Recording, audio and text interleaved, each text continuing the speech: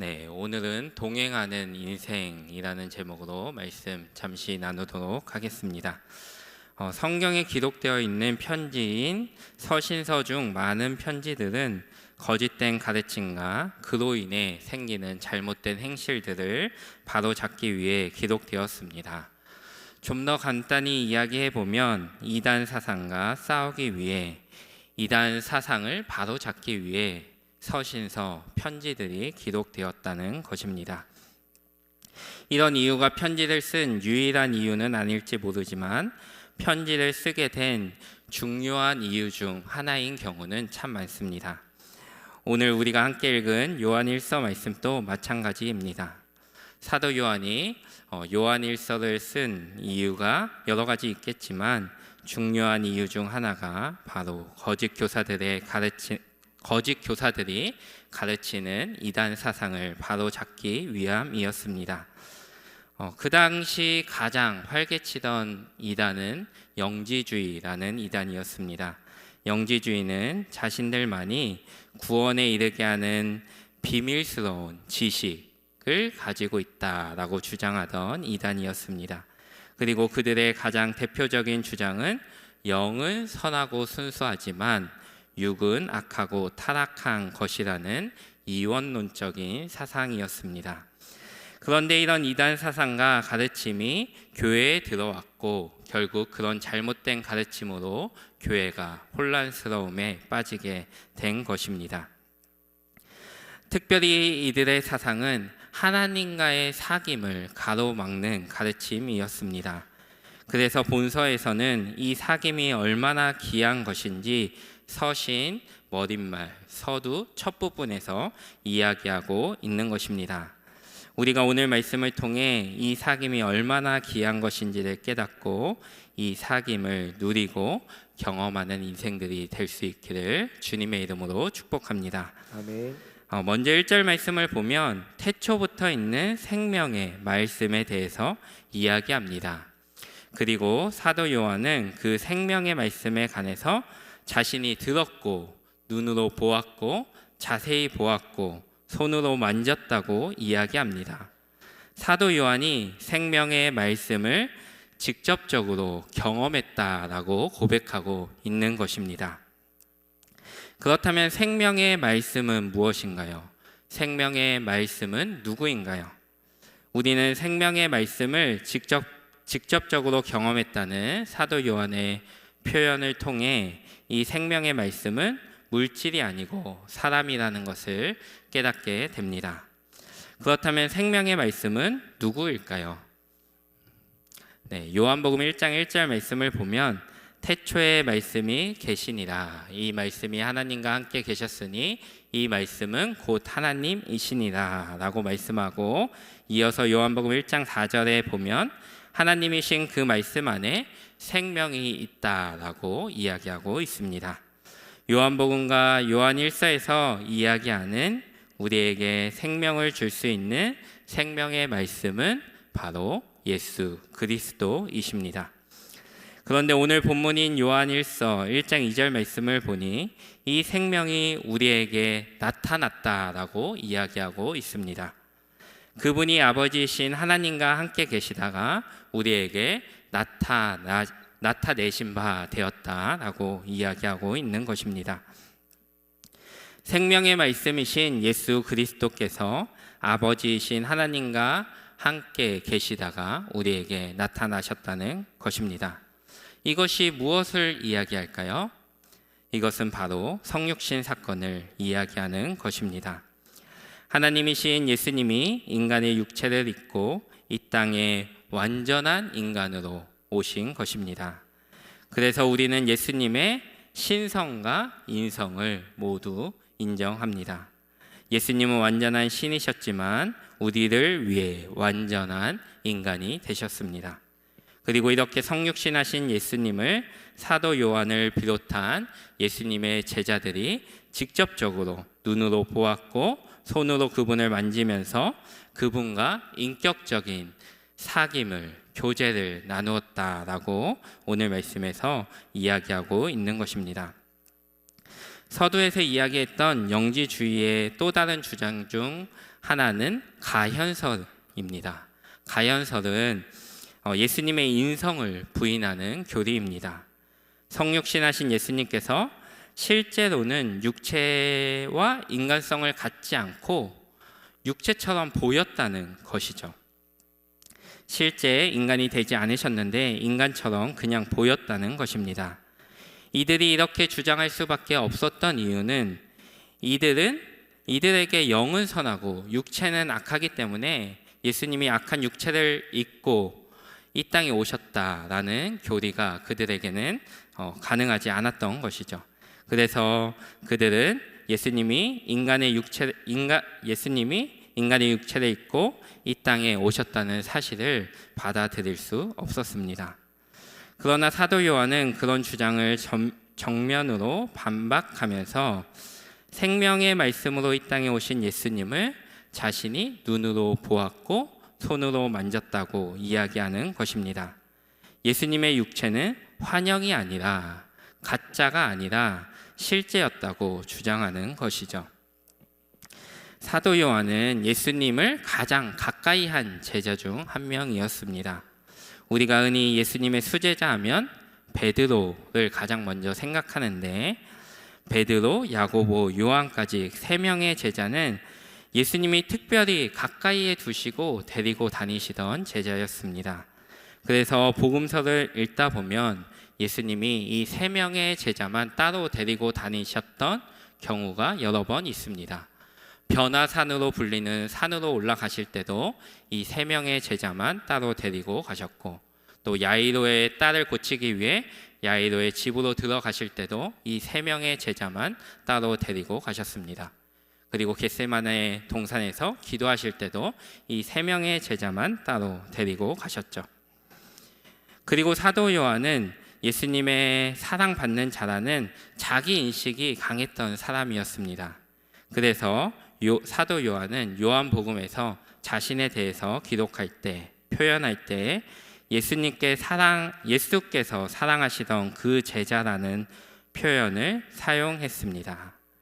예수님께 사랑받고 있다라는 자기 인식이 강했던 제자가 사도 요한이라는 제자입니다. 이렇게 사도 요한은 예수님의 측근에 있었던 예수님의 제자였습니다. 그리고 사도 요한은 예수님의 측근에서 예수님과 참 많이 교제를 하였을 것입니다. 그는 예수님의 공생애를 함께 했고 부활하신 예수님을 직접적으로 만난 사람이었습니다. 그리고 그렇게 예수님과 많은 교제를 가졌기에 본 서신에서 자신 있게 생명의 말씀이신 예수님이 우리에게 나타내신 바 되었다라고 증언하고 선포할 수 있는 것입니다. 이렇게 예수님의 성육신 사건에 대해서 이야기한 사도 요한은 3절에서 자신이 경험한 예수님과의 사귐에 우리를 초대하고 있습니다. 편지의 수신자들을 초대하고 있어요. 2절 말씀을 보면 생명의 말씀이신 예수님이 아버지와 함께 계시다가 이 땅에 오셨다라고 이야기합니다. 예수님이 하늘나라에서 아버지이신 하나님과 완전한 사귐, 완전한 교제를 나누시고 계셨습니다. 예수님이 그런 교제를, 그런 사귐을 가지시다가 이 땅으로 오신 것입니다. 그런데 사도 요한은 자신도 하나님과 예수님과 교제에 참여하고 있음을 이야기하고 있습니다. 그 사귐에 자신이 함께하고 있음을 이야기한다는 것이죠. 그리고 그 교제에 편지의 수신자들, 또 오늘 말씀을 대하는 우리들을 초대하고 있습니다. 요한일서 1장 3절 말씀 함께 읽어보도록 하겠습니다. 우리가 보고 들은 말을 너희에게도 전함은 너희로 우리와 사귐이 있게 하려 함이니 우리의 사귐은 아버지와 그의 아들 예수 그리스도와 더불어 누림이라. 아멘. 이것은 너무나 놀라운 사실이죠. 삼위 하나님의 사귐에 우리가 동참할 수 있다라는 것은, 이것은 정말 엄청난 사실입니다. 신들의 사귐에 함께 할 수 있다는 특권은 정말 복의 최고 절정이다라고 표현할 수 있을 것 같습니다. 요한복음 1장 12절 말씀을 보니까 영접하는 자, 곧 그 이름을 믿는 자들에게는 하나님의 자녀가 되는 권세가 주어졌다라고 이야기합니다. 우리는 생명의 말씀이신 예수님을 믿음으로 하나님의 자녀가 될 수 있습니다. 하나님의 유일하신 아들은 독생자 예수 그리스도이시지만 우리가 그리스도를 믿음으로 하나님이 우리를 양자 삼아 주시는 거죠. 하나님이 우리를 입양해 주시는 것입니다. 즉 하나님의 가족이 된다는 것입니다. 그래서 예수님을 믿음으로 우리가 구원을 받을 때 하나님의 가족 공동체에 속하게 되었다라고 우리가 생각할 수 있습니다. 그리고 우리는 하나님의 자녀가 되었기에, 하나님의 가족 공동체에 속했기에 우리는 당연히 하나님과 친밀한 교제를 가질 수 있습니다. 이것은 정말 엄청난 사실이고 비밀 중에 비밀이다라고 이야기할 수 있습니다. 예수님이 생명의 말씀이시기에 우리는 그를 통해 생명을 얻었습니다. 그로 인해 모든 죄 용서함을 받고 새 생명을 얻게 되었습니다. 우리는 그를 통해 죽음에서 생명으로 옮겨지며 새로운 피조물이 되었습니다.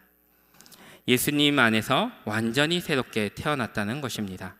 그리고 성경은 그렇게 완전히 새롭게 태어난 것을 거듭남이라고 표현하고 있습니다. 그래서 우리가 생명의 말씀이신 예수님을 통해 거듭났다면 하나님의 가족 공동체에 속하게 되고, 하나님의 가족 공동체에 속했다면 우리는 하나님의 놀랍고 신비한 교제에 참여할 수 있게 되는 것입니다. 하나님과 교제하며 하나님과 동행할 수 있는 인생을 살아갈 수 있게 된다는 것이죠. 그렇다면 하나님과 교제하며 하나님과 동행하는 인생을 살기 위해서는 우리가 어떻게 살아야 할까요? 하나님의 가족 공동체가 되어 하나님과 동행하는 인생을 살아갈 수 있게 되었지만 그 관계를 잘 유지하기 위해서 우리가 감당해야 되는 책임은 무엇일까요? 우리가 감당해야 할 책임이 여러 가지 있을 수 있겠지만 오늘은 가장 중요하면서도 가장 기초적인 두 가지 책임만 잠시 살펴보도록 하겠습니다. 벌써 2025년이 시작되고 한 달이 지났는데 우리가 이 책임에 대해서 한번 말씀을 들으면서 한 달 동안 내가 어떻게 살았는지 나의 삶을 되돌아보고 또 앞으로 11달을 어떻게 살아야 할지 다짐하고 결단하는 이 시간이 되면 좋겠습니다. 첫 번째로 우리는 생명의 말씀이신 예수님과 말씀을 통해 교제할 수 있습니다. 말씀을 듣고 읽고 쓰고 암송하고 묵상하면서 예수님과 교제할 수 있습니다. 예수님은 생명의 말씀이십니다. 그리고 예수님은 성경 말씀의 핵심이고 주인공이십니다. 그렇게 우리는 말씀을 통해 예수님을 만나고 경험할 수 있습니다. 우리는 말씀을 통해 예수님이 누구신지 알아가게 됩니다. 그리고 예수님이 우리에게 요구하시는 것이 무엇인지도 알 수 있습니다. 예수님은 우리를 위해 이 땅에 죽으러 오신 하나님이십니다. 그리고 그분은 이 땅에 오신 목적대로 우리의 모든 죄를 짊어지고 십자가에 못 박혀 죽으셨습니다. 또한 그는 3일 만에 부활하심으로 죽음을 이기셨습니다. 그리고 부활하심으로 자신의 신성을 증명하셨습니다. 그래서 우리는 그렇게 죄를 짊어지고 십자가에서 죽으신 예수님을 믿을 때 새 생명을 얻게 됩니다. 제가 방금 예수님에 대한 이야기를 잠시 했는데, 그런데 제가 감히 어떻게 신이신 예수님에 대해서 이야기할 수 있을까요? 제가 예수님에 대해서 이야기하고 소개할 수 있는 이유는 하나님이 계시하신 말씀, 성경이 우리에게 있기 때문입니다. 성경에 예수님에 대한 이야기가 있고 그 이야기를 제가 믿기 때문에 그 이야기를 여러분들에게 자신 있게 소개할 수 있는 것입니다. 그리고 예수님을 통해 새 생명을 얻을 수 있다, 이렇게 선포하는 것이죠. 이렇게 우리는 말씀을 통해 예수님이 누구신지 알아가게 됩니다. 그리고 말씀을 통해 예수님이 우리에게 요구하시는 것도 우리가 알 수 있습니다. 예수님은 가장 크고 중요한 계명이 하나님을 사랑하고 이웃을 사랑하는 것이다, 이렇게 우리에게 가르치고 말씀하십니다. 우리는 마음과 뜻과 힘을 다해, 아니 목숨까지 다해 하나님을 사랑해야 합니다. 그리고 내 몸과 같이 내 이웃을 사랑해야 합니다. 왜냐하면 예수님이 우리에게 그것이 가장 중요하다라고 말씀하셨기 때문입니다. 예수님이 이렇게 사랑을 강조하시는 이유는 바로 하나님 자신, 예수님 자신이 사랑이시기 때문입니다. 사랑은 혼자 할 수 없습니다. 그래서 하나님도 삼위 하나님이 서로 사랑하십니다. 그리고 그런 사랑을 말씀을 통해 보고 믿고 받은 우리에게 예수님은 사랑의 삶을 살아가라고 요구하시는 것입니다. 그리고 이것이 바로 예수님이 우리에게 요구하시는 것, 원하시는 것입니다. 또한 우리는 말씀을 통해 예수님을 알아가면서 나의 죄를 발견하게 됩니다. 사랑이라는 말씀 앞에서 우리가 하나님과 이웃을 사랑하게 됩니다. 그렇지만 사랑하기 위해서 발버둥 칠 때 나의 연약함, 나의 죄를 발견할 때도 참 많죠. 원수와 같은 사람을 사랑하고 싶지만 사랑하지 못하는 나의 모습을 발견하면서 나 자신이 미워지기도 하고, 우리 베드로 청년의 어린 자녀들 키우는데 자녀들 너무나 사랑스럽지만 또 미워질 때도 있죠. 또 미워지고 또 화내면서 나 자신이 미워지고 죄책감을 가질 때도 있는 것 같습니다. 그래서 사랑하려고 하지만 잘 되지 않아서 우리가 나의 죄를 발견하기도 하고, 또 잘 되지 않으니까 다시 사랑하기로 결단하고 다짐하기도 하는 것 같습니다. 그런데 우리가 이런 자극을 매일매일 받으면서 말씀 가운데 말씀을 읽고 하나님의 뜻을 발견하고 그 뜻대로 살기 위해서 발버둥 치면서 나의 모습을 발견하고 또 그 뜻대로 살기로 다짐하면서 우리가 변화되고 새로워진다는 것이죠. 우리의 삶이 달라진다는 거예요. 예수님을 닮은 모습으로 살아갈 수 있게 된다는 것입니다. 우리가 예수님을 닮은 삶을 살고 싶지만 그것은 한순간에 되지 않습니다. 우리가 기도하면서 말씀 보면서 발버둥 칠 때 점진적으로 변화되고 성장됩니다. 우리가 그렇게 살 때 예수님이 말씀을 통해 우리를 변화시키고 우리를 새롭게 하시고 우리가 죽음이 아닌 생명의 길로 갈 수 있도록 우리를 생명의 길로 예수님이 인도해 주실 것입니다. 우리가 매일 달고나를 하고 또 말씀을 읽는 이유도 여기 있는 것이죠. 말씀이 우리를 변화시키고 말씀이 우리를 살리고 말씀이 우리를 새롭게 하기 때문에 우리가 매일매일 달고나를 듣고 또 말씀을 읽어야 하는 것입니다. 또한 이제 범어 대학이 개강하면 이제 양육학교 같은 말씀을 배울 수 있는 프로그램들도 진행될 텐데 우리가 그런 것들도 적극적으로 참여해야 하는 이유는 말씀을 통해서 우리가 변화되고 새로워질 수 있기 때문입니다. 말씀은 우리를 변화시키고 또 우리가 마지막으로 말씀을 읽을 때 생각해 봐야 되는 것은 성령님이 우리를 조명하신다는 거예요. 말씀은 성령의 감동으로 기록된 것이기 때문에 성령님이 조명하실 때 우리가 말씀을 바르게 깨달을 수 있습니다. 우리 모두가 말씀을 통해 올 한 해 하나님과 동행하는 인생을 살아갈 수 있기를 주님의 이름으로 축복합니다. 아멘. 두 번째로 우리는 기도받기에 합당하신 하나님과 기도로 교제하고 동행해야 합니다. 세상에 많은 사람들이 자신의 소원을 이루기 위해서 기도합니다. 수능철이 되면 갓바위에 사람이 미어 터지는 이유도 자신의 소원을 이루기 위해서 그곳으로 가는 것이죠. 그러나 우리가 하나님께 드리는 기도는 그런 차원을 뛰어넘는 기도입니다. 우리는 나의 소원 성취를 위해 하나님께 기도하는 것이 아니라 하나님과 동행하기 위해 하나님께 기도하는 것입니다. 우리는 내가 좋아하는 사람과 대화하기를 즐겨합니다.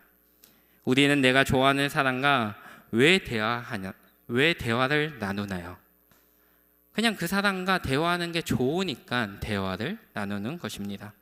무엇인가 얻으려고 그 사람과 대화하는 것이 아니라 그냥 좋아서 이야기하면 뭔가 풀리고 해소되니까 대화를 하고 이야기를 하는 것이죠.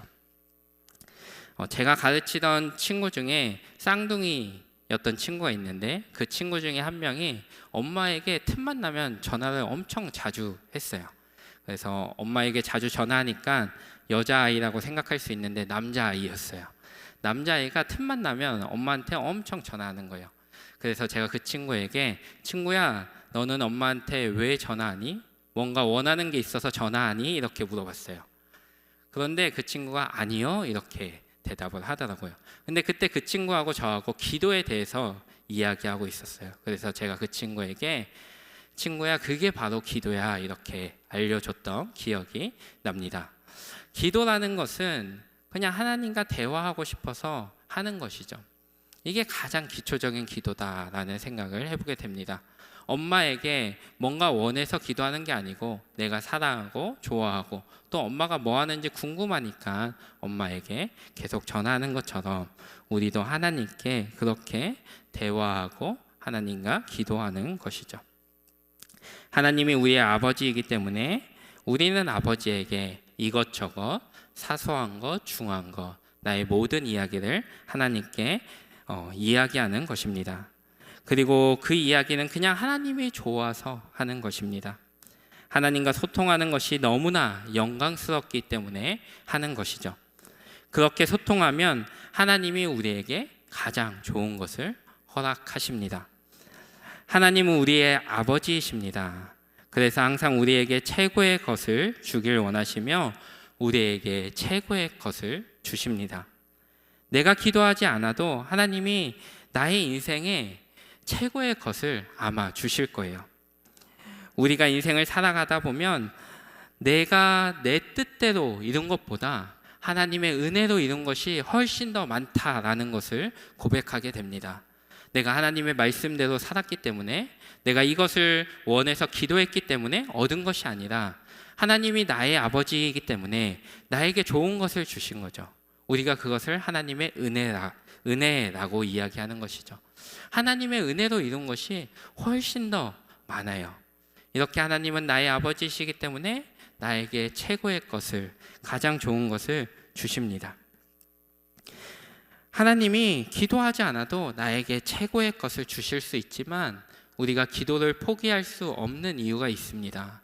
그 이유는 하나님께서 나의 아버지 되시기 때문입니다. 우리가 기도를 통해 하나님과 동행할 수 있기 때문입니다. 그 누구에게도 이야기할 수 없는 고민을 하나님께 할 수 있기 때문에 우리가 하나님께 기도하는 것을 포기할 수 없는 것입니다. 하나님은 우리에게 하나님 자신을 주셨고 하나님의 교제 안에 우리를 초대하셨습니다. 그런데 우리가 그 놀라운 사실을 잊은 채 하나님과 교제하고 하나님과 동행하는 일을 등한시하고 세상 것에 얽매여 살아갈 때가 많은 것 같습니다.